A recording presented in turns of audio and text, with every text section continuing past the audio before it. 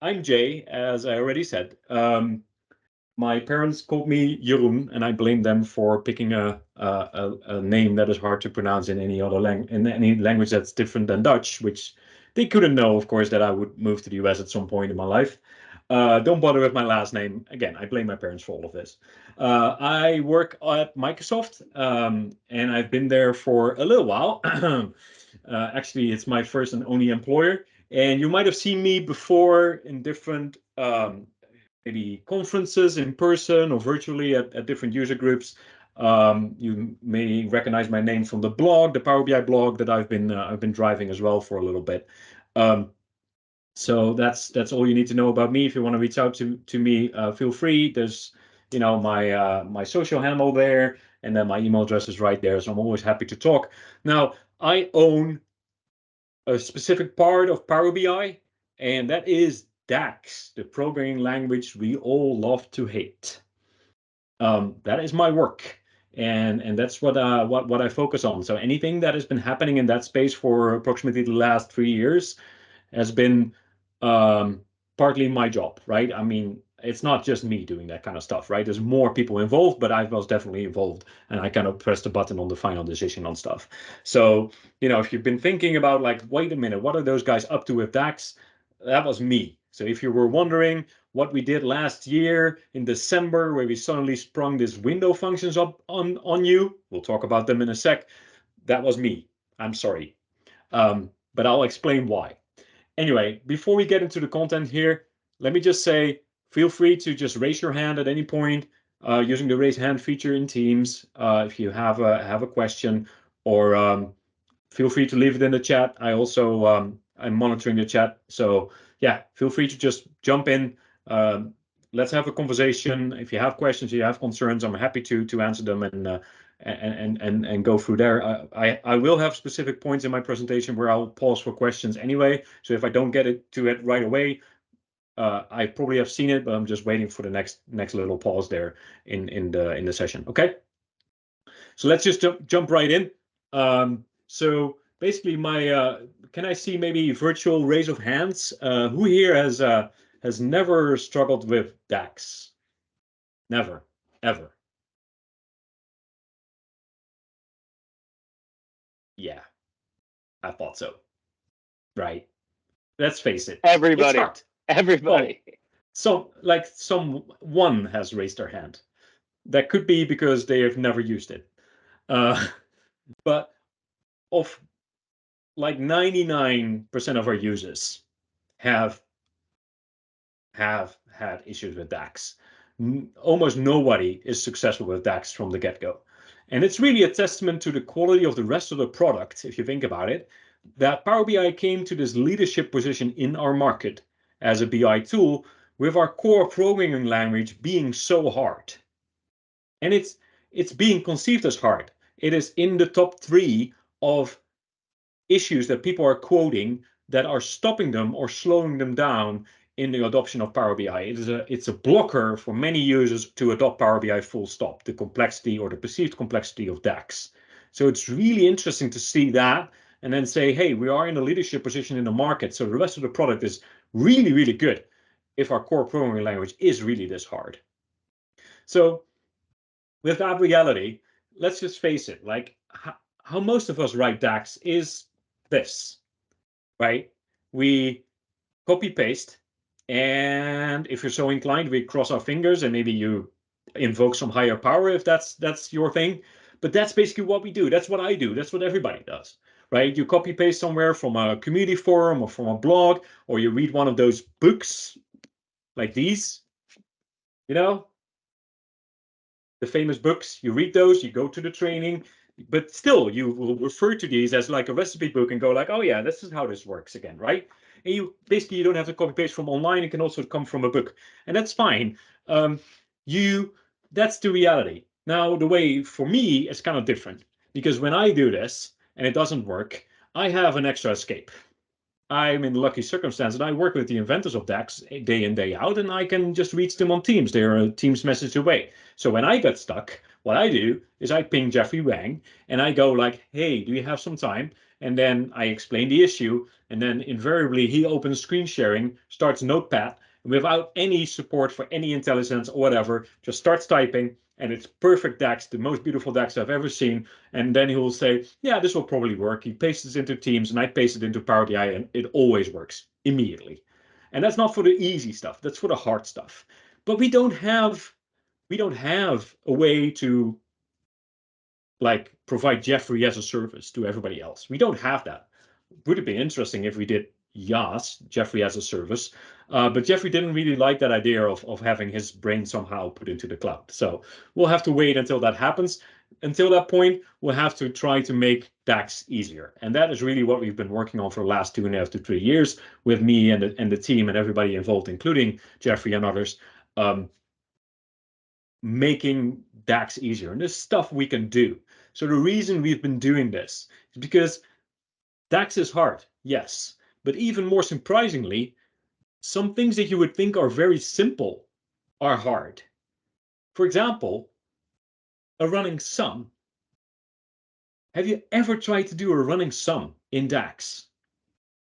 And a running sum is not rocket science, by the way. It's just something anybody with basic understanding of math can do on the back of an envelope, right? You sum numbers and you keep going until you reach the end, right? A running sum is not hard. Have you ever tried that? If you tried, you probably failed the first time, and then you went online and started searching for how to do a running total or running sum in DAX. And then you came across this website, which lists 21 steps. Let that sink in. 21 steps. We're not talking about some random tool here. We're talking about the leader in analytics in the market for BI. And this tool requires 21 steps to do something as simple as a running sum that I can do on the back of an envelope. Really? 21? That is 20 steps too many, at least in my book. And again, we're not talking about some risk assessment. We're talking about something as basic as a running sum. So here's the problem. We need to do better than this. If we really wanted Power BI to be the PowerPoint for data, which we strive to be, we need to do better here. This needs to be easier. So we started thinking, how do you want to write DAX? How would people want to write DAX? And maybe the answer is, I don't want to write DAX. Could be. Or maybe the answer is, hide it behind some AI thing. Maybe. Or maybe the answer is, well, I like writing DAX, but it needs to be easier. So there's loads of interesting things out there that we started thinking about. So today I want to talk about how we're approaching this problem. Now, the rest of this talk, I'm not going to talk about AI. You might expect me to launch some DAX Copilot here. That's not what I'm talking about. Because that might be coming, but that's not where we are today. That's not where we are working on today, or that's not where I'm ready to talk about today. We're talking about non-AI way of making DAX still easier. So in summary, let's face it, DAX is hard. And to be exact, if you start double clicking on this, actually DAX is hard boils down to filter context being hard. And filter context is this eerie feeling that you get when you start writing a measure in a model in Power BI that is bigger than one flat table, which is not arguably not a model in Power BI. It's not the right model, definitely not the right model. When you start writing a measure and you look at the model view, you go like, I'm defining a measure on this table, but there's a relationship to that table and that table and that table. So it's really hard for you to imagine how those relationships will actually impact the measure when it's being executed. Because a filter context is the context that in which the measure is being executed when the user puts it on a visual. And you have no idea what will be in the filter context. So you always have to be defensive in your DAX writing when you have to deal with all this filter context, because you don't know how users are going to use it, and you want to make sure it returns a good value all the time. So then the core problem here is that DAX calculations, the measures, are scoped in the model. You have to deal with this 5-dimensional puzzle of filter context. And On top of that, surprisingly, things that you would think are very simple, like a running total or running sum, are surprisingly hard to do. And this is a tough conversation. I think it was already mentioned in the chat here that when you start selling this to customers or to your manager, and you tell them that, no, I need weeks to build something as a running sum, they go like, what? Really? I can do it in Excel, easy, drag and drop, done. Why does it take you weeks? So that's a challenge to explain, to sell our product, but also to get it, like, get a good adoption in an organization if you happen to work there, right? And of course, the quick measures that we provide help, but the DAX it generates is still so complicated that to make changes or to really grasp what's happening inside of the DAX is still so complicated and so hard, it's prohibitive almost. So we started thinking, we said, what if we could turn this all upside down? What if, instead of you having to deal with all this complexity, what if we allowed you to define a calculation on the visual? Because if you think about Power BI as a pipeline, the data sits somewhere in the source or one or more sources, and it's retrieved, you do the Power Query steps, and then you do the data modeling, then your measures are applied, which means it is applied on the lowest level of data, the lowest granularity inside the context of all the model. All the complexity lives here. And then finally, we do aggregations, we do formatting, and we finally paint a chart onto your screen, right? So think about that whole pipeline from data retrieval to painting a chart on the screen. The measures almost sit all the way at the beginning. But really, when you think about it, they don't have to be at the beginning, because for 99% of your challenges, you don't need the filter context. In fact, it's not easy to use, as we've demonstrated, and you don't need the low-level data. You can actually work with the aggregated level of data. So with what we've been thinking is, what if we allowed you all the way at the other side of the pipeline to do a calculation right there, just before we paint the visual to the screen? So then the filter context has been applied, the data has been aggregated, you only work with exactly what you're looking at in the visual, and right there you can add some DAX calculation. Wouldn't that be great?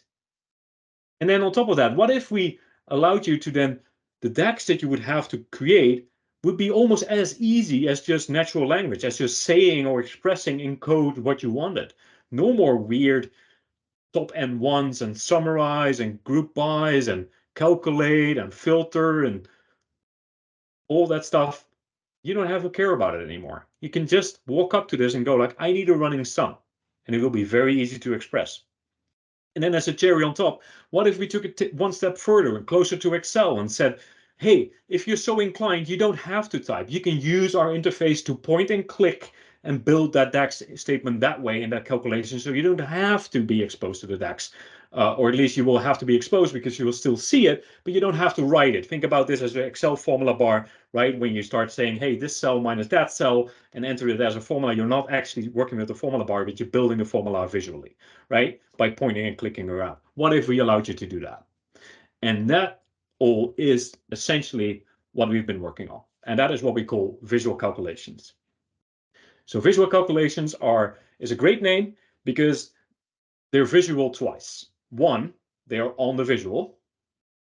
Two, they're visual as in WYSIWYG. What you see is what you get.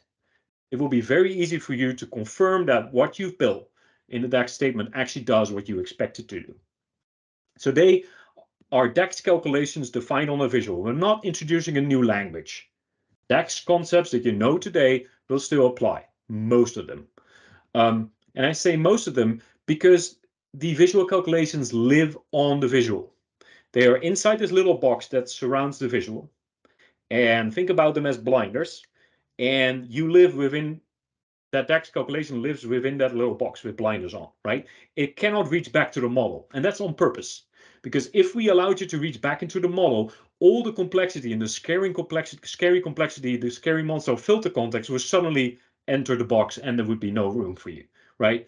So we keep filter context outside of the box. It has already been applied. You don't have to deal with it anymore. You just look at the numbers over here and go like, oh, I need to work with this, right? So on purpose, you cannot reach back into the model just to keep things simple. And then You can refer. There's more tricks that we can do now since we are now on the visual itself. You can refer to the visual structure because suddenly a calculation now has a notion of, wait a minute, I'm in the context of a certain chart. I'm in the context of a bar chart or a line chart. I can do stuff with what is on the axis. I can understand there's a horizontal and vertical axis, or maybe a legend or whatever else I have to work with. And then most of the time, that's what the lawyers require me to say, most of the time you don't have to worry about filter context. There might be exceptions, but in general, you don't have to worry about it. Now, you might sit here and go like, well, wait, are you basically giving us another tool or are you taking stuff away from us? What are you doing here? Right? So let me explain. We're adding another tool to your toolbox. We have calculated columns. I know there's a hot debate on social media about whether or not you should use calculated columns. I won't go into that here. We have measures, right? Measures are defined in the model. Calculated columns are on the table, so there's a big difference there. Measures are evaluated at query time. Calculated columns are evaluated at load time. And then think of visual calcs as basically the love child between the two. We take the best of both worlds and put them in visual calcs. So they are evaluated at query time. But no, they don't live in the model. They essentially live only on a table, which is what sits under a visual. They work on a row by row basis unless you do something else, and then you can turn it into more advanced features for more measure kind of behavior. So, and on top of that, they can do tricks that the other two cannot do because they are inside of a visual, so they can refer to the visual structure by itself. So to summarize before we jump into a demo here, visual calculations are easy and flexible. They're WYSIWYG, what you see is what you get. You can do point and click eventually. What I'm going to show you today doesn't have point and click because we're not ready yet. And we will add more tricks to the toolbox that allow you to refer to the visual structure and even have specific functions that make typical business calculations easier. Now, before I go into my demo, I want you to put one mental model into your brain, because that's the whole thing around what visual calcs kind of pivot around. And that is any visual in Power BI, regardless how simple or how complicated it is, can be represented as a matrix. Any visual, a map, a scatter plot, a tree map, a line chart. It can always be explained or shown as a matrix. And what we're doing is we're giving you a UI where you can see the visual and you can see what we call the visual matrix, which is the data that sits in the visual. And those two things are connected. We'll show you the visual matrix that sits under that visual. It's much like Explore. If you've seen the Explore preview that we announced at Ignite, that has the same concept of the matrix and the visual being tied together and being related. We do exactly the same over here. In fact, I think we came up with it first, but they shipped first. But fine, that's okay. And then visual calculations are columns on this visual matrix, on this data set that underpins this little visual. Okay? And you define those visual calculations using DAX, using a formula bar that splits this screen. You'll see the mockup over here. I'll show you that in a demo in just a sec. You see the mockup of the chart, you see the matrix, you see a bar, right? And then you can refer to anything that's on the visual matrix to make your calculation work. Now, if you think about this, why this makes sense is if I need to paint a visual to the screen that has 3 years and 2 numbers per year, like in this mockup, a sales amount and total product cost per year, I only need 3 rows and 3 columns. 1 column for year, 1 column for sales amount, 1 column for total product cost, and then as many rows as I need for the number of years. That's all I need to paint this visual onto your screen.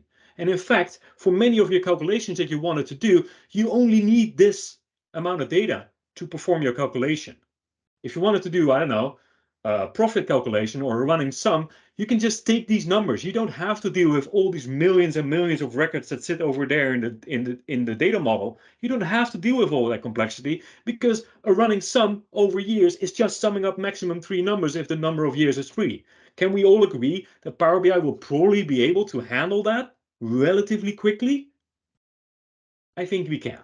And that's the beauty of visual calcs. Not only are they simpler, not only do they make your life easier, they will perform better. than any measure that is out there, because they work on the higher level aggregation, on the highest level of aggregation, where the measure is always stuck on the lowest level of aggregation. Okay, so let's look at a demo here. Allow me to just switch over. Here we go. So this is live. This is a live demo in our product in Power BI Desktop. This is not fake. I'm not pulling your leg. This is not a smoke screen. There's no Figma. There's nothing. This is live code, which also means it can break at any second, which is also good and funny. The demo gods. I hope exactly. They shine bright on us today. I hope so. Let's see. So here we are, Power BI Desktop. No trickery, nothing weird yet. I'll tell you when it comes. I'll just gonna build a quick new visual here. Total product cost and sales amount. Let's do category for this time. So now I have basically a chart. Let me do that like this. So now I have a bar chart showing total product cost and sales amount by category, right? Very simple, very basic stuff. Nothing has happened so far. But now I can use a new button that has become enabled, because I have this visual selected which says new calculation over here. I can also, by the way, do that, I think, over here. Oh, not yet. That's still coming. Okay, that's fine. That's not in this build yet. That's okay. Notice that button does get disabled when I have not a visual selected, right? So I need to have a visual selected for this button to be enabled. So once I do that, and then I'm in what I just showed you on the PowerPoint, right? I'm in what we call the visual calcs edit mode. You see the visual that I selected, you see the formula bar, and I see the visual matrix, right? And you can check that the bottom part and the upper part are linked together. The numbers match. What you see, the number of bars you can count at the top, those will be the number of cells of data, disregarding the total for a second, that you will see at the bottom. Make sense? Very simple to understand. Everybody can understand this. So now what I can do is I already have an inviting cursor here that allows me to add columns onto the visual matrix. You already see a placeholder called calculation. It's there in the formula bar. I can start typing, and you also see an empty column there waiting for your input, as well as you might have noticed that we also added a new grouping calculation here to the visual. We already made some room for it, but obviously there's no value because you haven't typed anything yet, right? So now let's just do some typing. I'm going to use a very simple example to just get started. I know this should have been a measure, but just bear with me for a sec, right? So I'm just going to say profit, and then I'm going to say sales amount minus total product cost. Now, before I press enter, I want you to notice there's a couple of things happening here. I'm referring to these fields just by name. I'm not including any table names. Why? Because there's only one table here, a virtual table. It could have come from many different tables in the background. I don't care. It's one table now. I don't care if sales amount was from one area and total product cost was from another table, and then category was from another table, which it was in this case. I don't care at this point. All that complexity is gone. I don't have to worry about it. So now let me hit enter, and now we'll see the calculation happening. And it's very simple for me to check my work. I see the sales amount, I see the total product cost, I see the profit. I literally see this, and I can check it's doing the right thing. Now let me hammer home the point here. If I renamed sales amount over here to, let's say, Tina's sales amount, of course this would update, and of course profit, which refers to Tina's sales amount, would update and now just refer to whatever is on the visual. Why? It's because we work with what's on the visual. So that is basically what is happening here. Okay, you wanted sales with $1? I can do that. That's not a problem. Now, if I start breaking it, if I did this, of course it will say, well, I don't understand this, right? We will show you immediately, like, I don't understand this because this thing is not on the visual. It might be in the model, but I don't care. It's not on the visual, so you cannot refer to it, right? So if I did this, of course it won't work. So I'm just going to exit out of this. But of course, if I renamed Tina's sales amount to dollar sales, it would work. Now, this is only the beginning, because this is basic stuff. Let's have some fun. So let's say I'm going to change something here. I'm just going to bring year in, and I'm going to get rid of category for a second. Okay, so I just changed some stuff. Profit still works. because profit doesn't care about it. It's just, you know, take sales amount row by row, subtract total product cost. The numbers have changed, but that's fine. Okay, but now we can do some more advanced. Let's say I wanted to compare each year to the previous year. Okay, so 2020, the profit, I want to compare to 2019. 2019, I want to compare to 2018. If you ever try to do this in DAX, your brain will start melting by now. So let's see if we can do this easier now. Previous versus previous profit, I'm going to call it. And I'm going to say, let me think. Let's start with profit. Then I want to subtract, I want to subtract the previous profit. I wonder if there's a function that can help me. Maybe previous? Should we try? Of course, I'm playing with you. But here we go. Previous of profit. This is just English. This is so simple. You can just walk up to this and go like, I understand this. This is And there's simple. no Copilot. And there's no Copilot. You don't need Copilot for this. You can just walk up to this and express yourself in almost natural language and you're good, right? Profit How is minus this previous working? profit. And then, bam. Sorry, so, Gregory.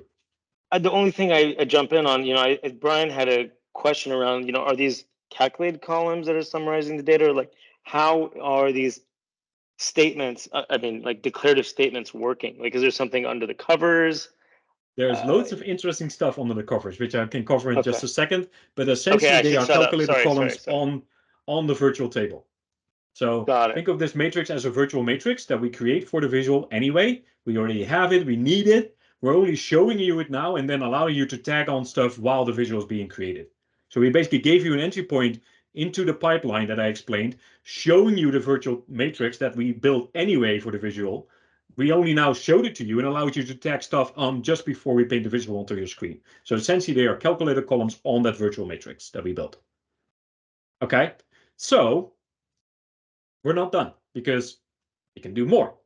There's a little FX button over here, and that allows me to use templates. So we're also trying to make it even easier for you to explore this new beefed up version of DAX. Now I can also just type the thing, but let's just I'll use the template.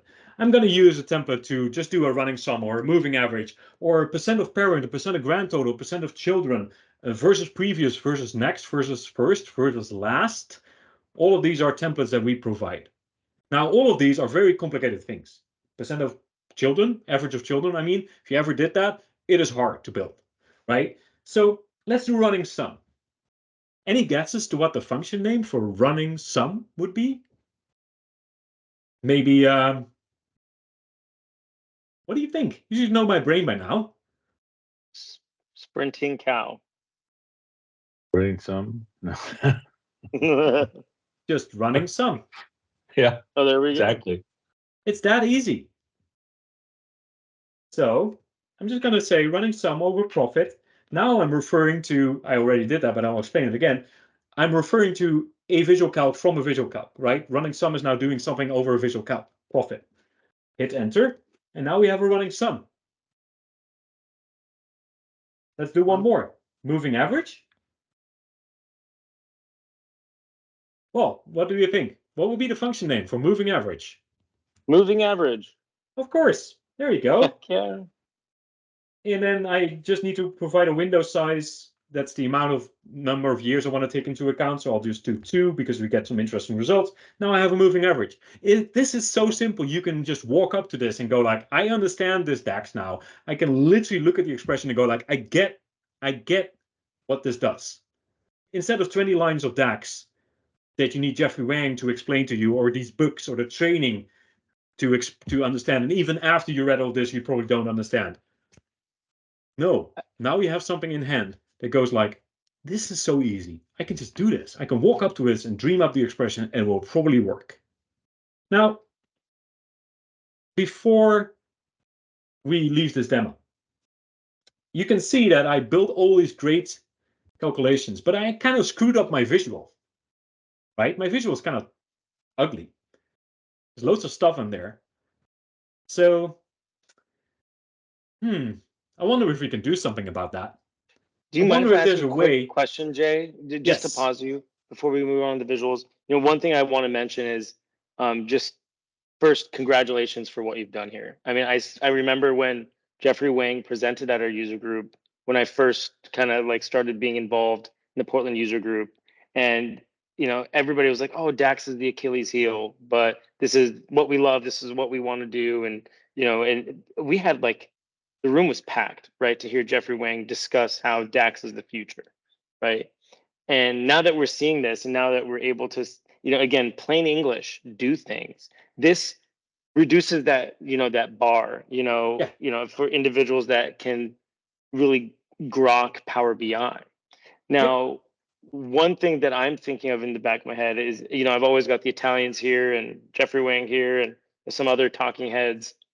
When you're using these statements, are you giving something up? Like in the sense of, is there some latency? Is there any disadvantage, or is it so marginal that we shouldn't even care?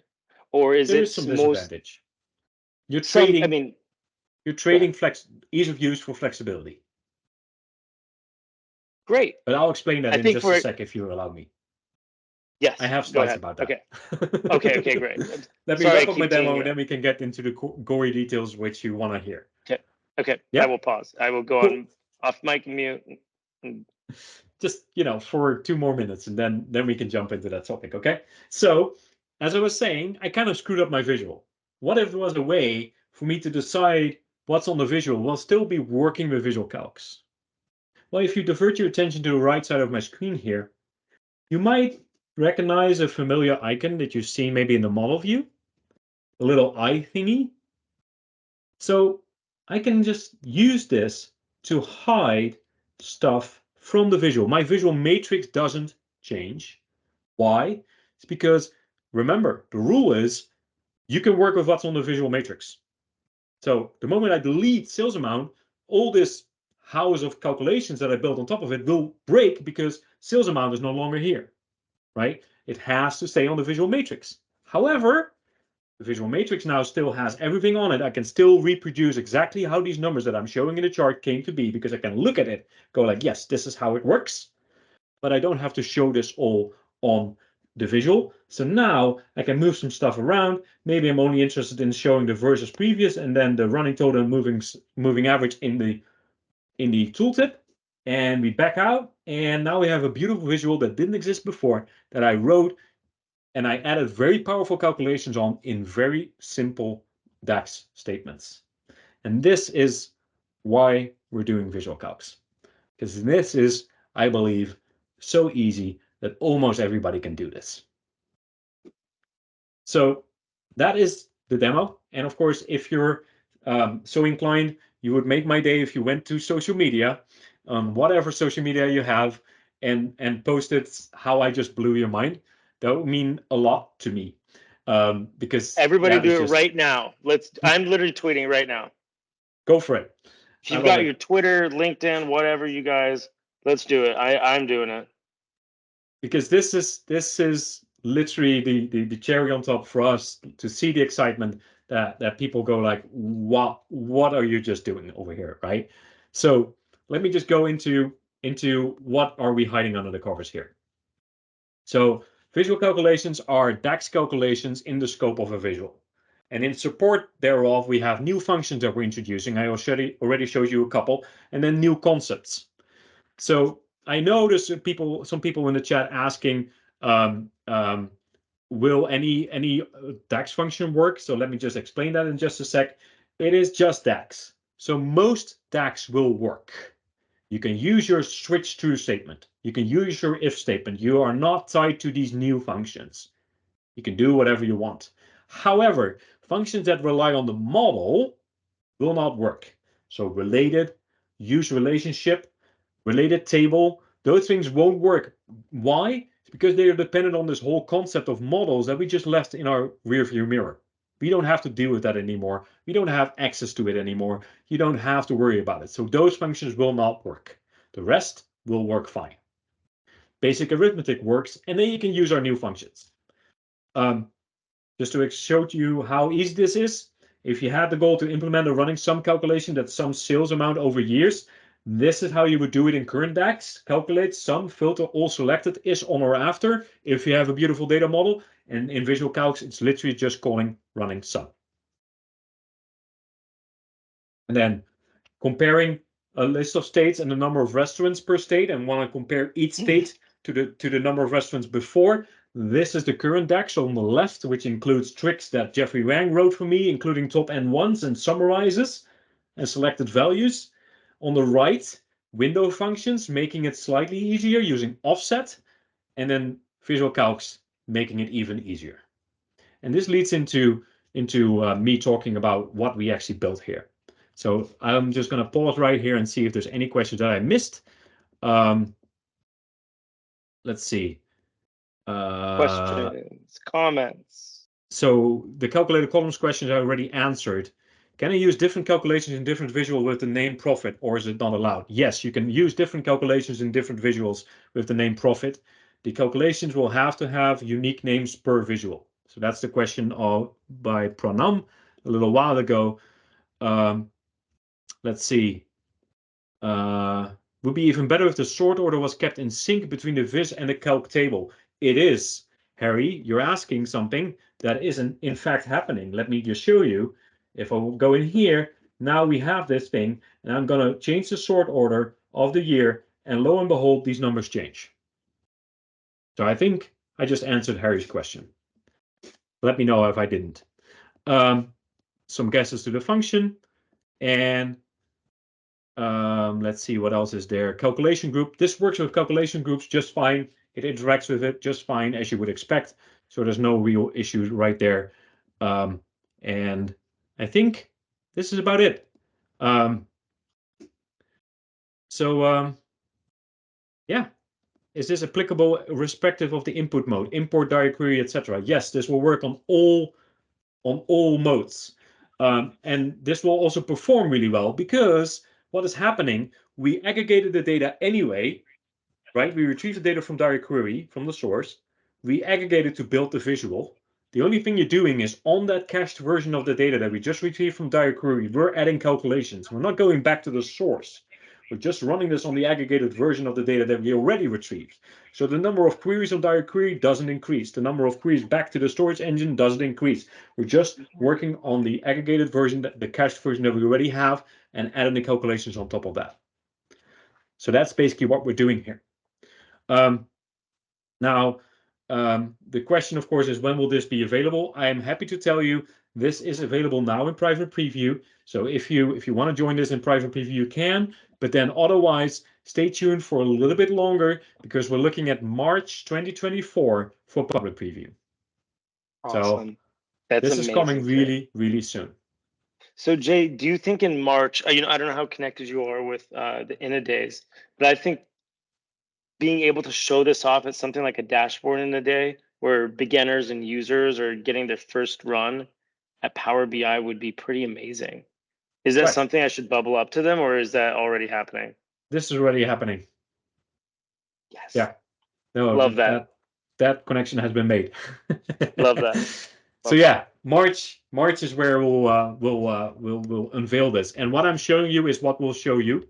To full disclosure, I wrote a 110-page functional spec for this. What I'm showing you is about page 40, because I promise you point and click, not typing. I did a lot of typing. All of that stuff will still come. If you noticed, there's no formatting yet. There's no use for me to do conditional formatting, right? So there's load and also formatting on the results. When I subtracted two currencies, the profit should actually have been formatted as a currency. It was not, right? All of that stuff is still coming. So that's in the other 60 pages, basically buttoning up and then also adding the point and click kind of behavior. So you don't have to do all the typing. You could just interact with the matrix. So I think Ray's asking a good question around, like, is this the vision of, just Power BI in the future, rather than writing huge long measures, there's going to be more visual calcs and components that kind of combine things to make it easier for large sophisticated measures, or is it going to stay pretty focused on kind of like a tier 1 to tier 2 type measures? the things that are commonly done? I mean, it's all up to the user in the end, but I believe that the benefits of visual calcs outweigh any potential downsides, and we'll see people gravitating towards visual calcs for most of their scenarios because of the performance benefit, if nothing else, right? Got it. Because the performance benefit is 300, 500% extra. For example, if you did a year-to-date calculation per month, right, you only needed to maximum sum up 12 numbers because there's 12 months in a year. If you do that today using total year-to-date, guess what it does? It goes back to every single sales amount for every single day, for every single transaction, and sums up millions and millions and millions and millions of sales amount, where it only actually needed to sum up 12 numbers. That is what we do on Visual Calc side. So just the performance benefit of all of this is going to be huge. So, and then definitely new users are going to feel more at home here than in the bath, in the cold bath of measures. This is a warm and fuzzy bath that they can go into and then graduate towards measures when they need to, but I expect them to gravitate towards measures, and I expect everybody to gravitate towards visual calcs, unless you need to use the low-level data or you need to work with the complexity of filter context. You need to have that for your advanced scenario. Of course, then you use a measure or a calc column. But other than that, I expect most people to gravitate towards visual calcs. So now let's talk about the functions. So I already referred to window functions a little while back. We shipped that in December. And those are what we call now low-level functions. And that is basically the foundation on which all of this sits. I have I've shown you basically the Lego pieces that I was playing with in December. And you might have sat there and went like, why are they investing in those window functions? Why is this even relevant? Well, I showed you the Lego pieces, but I never showed you the house that I was building on top. I hope now it kind of clicks in your brain and you go like, wait, those window functions, those are hard to use. But previous is actually just a shortcut to some of these window functions with the right parameters filled in. So here's where I also get back to Gregory's question. What's the trade-off here? So now the window functions that I'm referring to is offset, index, window, rank, and row number. And in support of those, we have order by, partition by, and match by. Arguably not easy to use. Very powerful though. But now that we slapped on the other stuff, you can now see how this starts playing, because previous is nothing more than a shortcut call to offset. Offset allowing you to do a relative movement from a current position, and offset -1 is moving up in a certain direction. That is what previous factually is. So if you write previous sales amount, what you're writing is calculate sales amount offset -1 with the right order by and partition by parameters filled in for you based on the context that you're currently in the visual. That is basically what previous is. Next is a shortcut to calculate offset 1. First is a shortcut to calculate calculate index 1. And then last would be a shortcut to calculate index -1 to get the last result, right?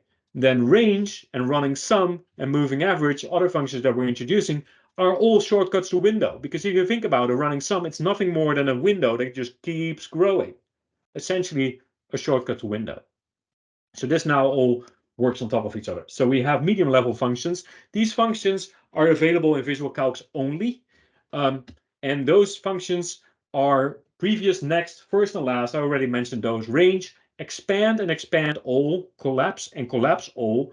I know there's somebody in the chat asking for, can you do this month by month? If you have multiple levels on a visual, you can absolutely use expand all or expand and collapse to change the level of detail for your calculation. So if you're, for example, wanting to do an average of children, you can do expand and then average of children, right? Average of sales amount. And then that's the thing you need. You basically say, for this calculation, expand to a next level of detail, default being 1, so I don't have to specify the 1, just expand. Now I'm on my children. Now I'm taking an average of the sales amount on those children, and that's what I'm going to return in my own level. That's what expand will do. You have expand all to go to the lowest level. You have collapse if you wanted to do a percentage of parent or percentage of grandparent or grand total, you could use collapse all and then get to the grand total on your visual and say, what percentage does my sales represent of the grand total? You can now just do divide sales amount, collapse all sales amount. Done. All the details are gone. You're just taking your current sales amount and dividing it by the collapsed version of the sales amount, which is basically the grand total. And then on top of those, we'll have high-level functions, running sum and moving average. I already showed you both. Also, these are only available in Visual Calcs. The window functions, if you don't know what those are available in measures. They are available in calculated columns. You can use them everywhere. But the medium and high-level functions are shortcuts that you can only use in Visual Calcs, which also means you will be able to express a Visual Calc in a window function. So at any point, if what you wanted to do is not entirely what the Visual Calcs allow you to do, for example, you didn't want your results to change responding to the sort order, you can expand the Visual Calcs into the correct call to the lower level window functions, because remember, they all just shortcut to the lower level window functions and then do everything you really wanted, right? So Greg, your question was, hey, how does this relate? Well, this is how it relates. The higher up you go, the more flexibility you lose, but the ease of use increases. The lower you go, it's harder to write, but you get all the flexibility. Does that help? Yes. Best Cool. of both worlds. Yep. So does selected value, all selected, etc. work within these scenarios? Yes, Jeff, that will work because it is just the stuff that I'm looking at on the visual. They are basically selected value is the current selected thing on the axis. All selected is all the things on that axis. Will I be able to access these DAX expressions using tabular editor? That's a great question. They are not stored in the model. So tabular editor will have to change a little bit and expose these things from the report file because they are on the visual. So the answer right now is no, but tabular editor will definitely update. I mean, I would assume they would, and allow you to expose those there as well. So let's see. So that's that. I want to talk about some new concepts that we're introducing. I already talked about the visual matrix, right? That's a concept that we've been working on for a long time now. We've been working with that in the whole demo. And then I mentioned something called axes. And axes is arguably the core concept here, which also explains why these previous and next and first and last and running sum, etc. are only available on Visual Calcs, because axis defines in which direction a calculation traverses the visual matrix. So let me go back to my demo for a sec. In essence, there is only one direction here, which is down the rows, right? Across the rows. And that is our default direction. So I didn't have to type an axis because there is only one direction. But I could write an axis. For example, if I wanted to change my versus previous and I wanted to make the axis explicit, I could actually say profit on rows, which basically means across the rows, down vertically, horizontally from like across the rows down, right? So this is what previous, the value won't change because that's the default value for the axis. That's the default behavior. Now, if I am in a matrix or another visual type that has more than one axis, but I'm going to change to a matrix to just make it easier.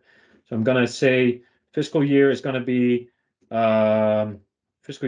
here, and then I'm going to change this to category. So now I have a matrix, right? So I have two directions now. Now I can say, you know what? I'm not interested in the profit for each category compared, because category is now on the rows, right? So the numbers have changed again. No, I'm interested in the profit for the years. So now I don't want to go this way. I want to go this way. Can I do that? Well, of course. Now I can say, if I wanted to compare each profit versus the previous one, I can say, I now have columns. And it shows you a little icon to explain what it does. Horizontally, left to right, across the matrix. And now the versus previous comparison is now not taking the profit and comparing it across categories, but now across the years. Because the years are on the columns. We're now going across the columns, comparing the profit for each column to the previous one and taking the subtraction there, right? And of course, the results from running sum can be changed the same way. Now, that is basically what you need to know about axes. So think of axes as how the calculation traverses the visual matrix. There's 4 flavors of axes. Rows, which is our default, going across the rows. Columns, which is the other option, easy to understand, horizontally across the columns. And then we have 2 combinations. You can either do columns rows or rows columns, which basically means columns rows would mean go horizontally first. And then when you arrive at the last cell of the first row, go to the first cell of the second row, remember the value you had, and keep counting. Think of this as a typewriter movement or a snake movement across your matrix down, right? Pivot at 90 degrees, you do rows columns. It goes down the rows first.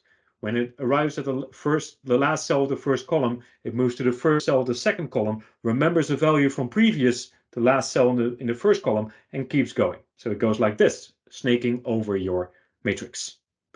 Arguably, you would probably not use that very often, but it's there just in case you need it. So to show you an example how this works with color coding, first sales amount on rows, and remember, rows is default, so you just can write first sales amount, would actually in this case retrieve the color-coded continuous line compared to the dash line, right? So the calculation is in the dash lines. You can look at the colors. The red refers to red, the green refers to the green, and blue refers to blue. You see that always for each year, we take the first sales amount on rows, which happens to be the first sales amount for accessories in that year, because accessories is the first sales amount on this axis, right? Make sense? Cool.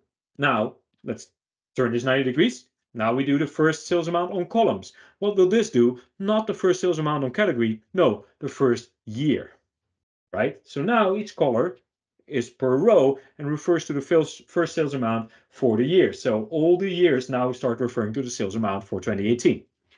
Make sense? Cool. Then do a more difficult one. Previous sales amount on rows columns, which means for each cell, retrieve the previous sales amount from the row above it or from the last cell in the previous column. So this is this planter movement, if you will. So now look at the color coding. This cell, the first one here, will just do nothing because there's no previous cell. Not in the same row, not in the previous column. That doesn't exist, so it's blank. There's nothing.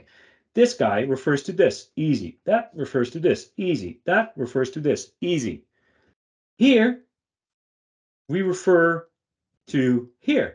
Because if I just did rows, this would have been empty because there's no row above me. But since I said rows columns, I'm allowed to remember, I'm actually expected to remember the value from here. So now I'm referring back to this and keep counting, right? And now we're going like a planter across the field or across the matrix, right? And then turning that 90 degrees, we do the same, but then say sales amount for columns rows. For each cell, retrieve the previous sales amount from the column to the left of it or from the last cell of the previous row, right? Again, color coding explains how this works. So this is all great. There's one little thing that we have to talk about still, because let's say I'm doing a running sum, and I'm doing a running sum per year, and I have multiple quarters, right? Q1 to Q4 per year, and I have multiple years. Great. Now I'm writing running sum of sales. I'm good, right? But what happens if I go from Q4 in a year to Q1 in a year? You kind of expect running sum to restart for each year. Kind of that's what people think about when you say running sum for year. You don't expect to go Q4 2020, let's remember that value and add it to Q1 2021, right? You expect that to restart from 0 for the new year. So we'll add a new feature as well that ours is not in the build that I just showed you. We are actually working on it still, and I saw the prototype, but I'm not entirely ready to play with it right now. But it's called the concept of reset. This will allow you to say, do a running sum on sales, on rows, but reset for every something. For example, reset for every year, which basically means whenever the value for year changes, restart from 0. So now I can do a running sum in the quarters to say, or months even, to say, I want to restart for every year, and I want to sum up all the months and all the quarters in that year. But when the year changes, I want to restart from 0. So this will literally now read running sum, sales, reset, year. Done. Easy, easy, easy.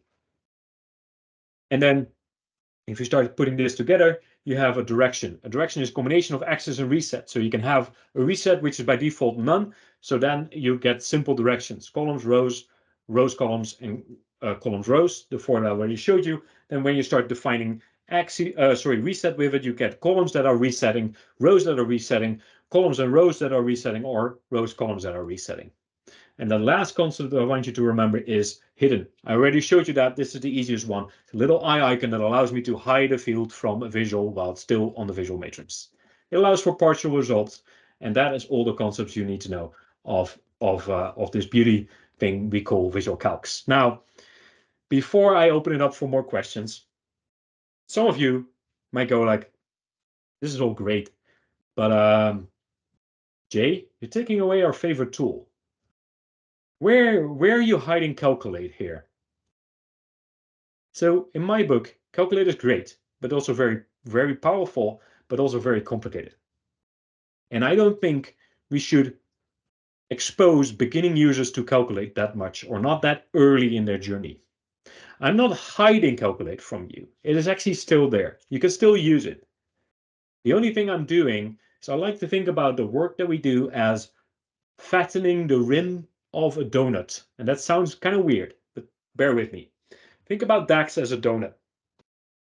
When you walk on the pink or whatever color glaze you have, life is good, right? You're walking along happily, the dough is springing, you're happy, right? You're working, it's great. And then suddenly you hit this black hole of complexity in which calculates live, in which filter context and all this complexity lives, and suddenly you go like, why did I even start on this?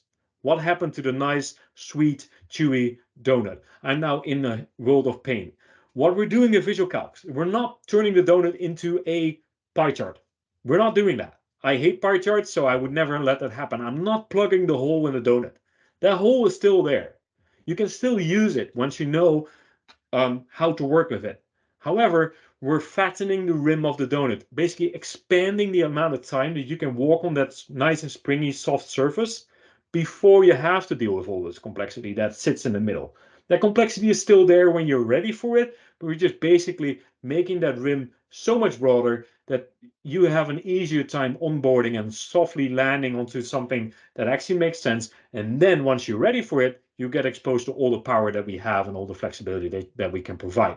But we're just postponing that moment. We're fattening the rim of the donut. So only in the center the user is exposed to complexities of calculating context transition. We're not plugging it. We're not plugging the hole. We're just postponing the time. And basically, these shortcuts that we're giving you are under the covers, as I said, expansions into window functions, which then expanded to calculates, right? So first sales on rows or first sales on year is actually calculate sales on first year, which first being a shortcut to index is actually calculate sales on index 1 of year. I'm removing loads of details. There's order by and partition by in the last statement, but just to hammer home the point, calculate is still here. We're just hiding it conveniently for you, so you don't have to worry about all this complexity that calculates brings. So with that, I'm at my last slide, opening up for questions, and I wanted to do a shout out to DAX memes on Twitter for this lovely, lovely, lovely meme, what DAX felt like. Now we get visual calcs. So with that, let's see if there's any questions. Hey, I've got a quick question, Jay. So what did Jeffrey Wang think about this? Is he excited about this too, or? Jeffrey was involved from day one, and he literally said this is something that he said at the beginning. He said this is what DAX should have been. Okay, cool. Yeah. Thanks. So he's been an integral part of the whole journey. He still is. He's present in all our weekly meetings that we have about this feature. And he's partly also writing the software for this feature himself, writing the code. Yeah. And when we started designing this, he's like, we're now finally building the DAX that I always dreamed of. Cool. Good to hear. Yeah. That's amazing. Where would we find the documentation for all this? So if we wanted to go and just, learn more about it or see what else it can do, I'm sure there's documentation somewhere upcoming.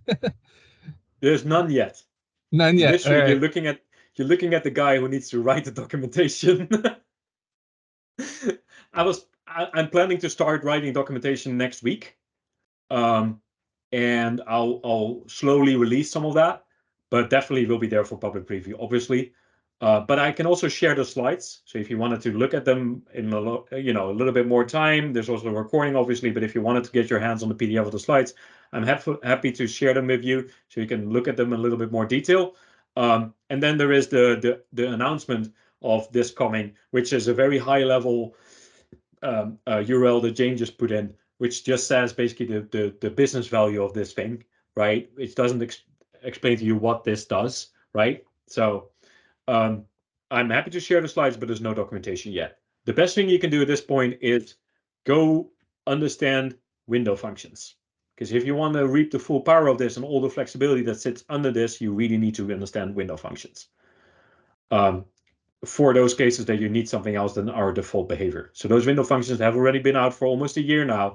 SQL BI has been writing papers about them as well. There's multiple, there's a big white paper by them, I think in draft still, if I'm not mistaken, as you can find, and they go to lengths of explaining what this does. We also have a conceptual article about order by and match by on our documentation website that I'm very proud of because somebody wrote it myself, which I think does a good job on explaining this as well.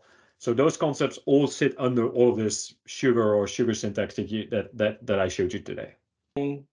Yeah, that's a good question. Is there a way, or will there be a way to expose these in the Power BI service when decision makers ask where did that number come from? That's a great question.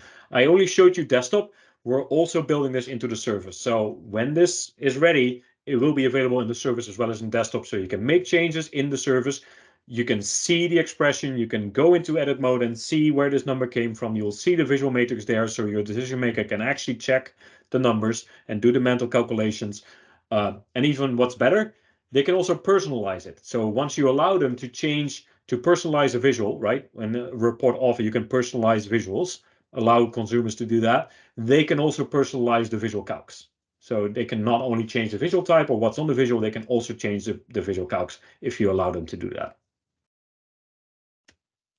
Awesome. I can't wait for more and more parity between desktop and service. That's the end goal. All of the features that we're building today are coming in both areas. We're not just building for desktop. We're not just building for service. We're building for both. Yeah, so, we're not done yet. There's more stuff coming, right? For example, one of the things I want to do, where's my mouse? I can't show you that yet, but I really would like to be able to say, this 2931566, where did that came from?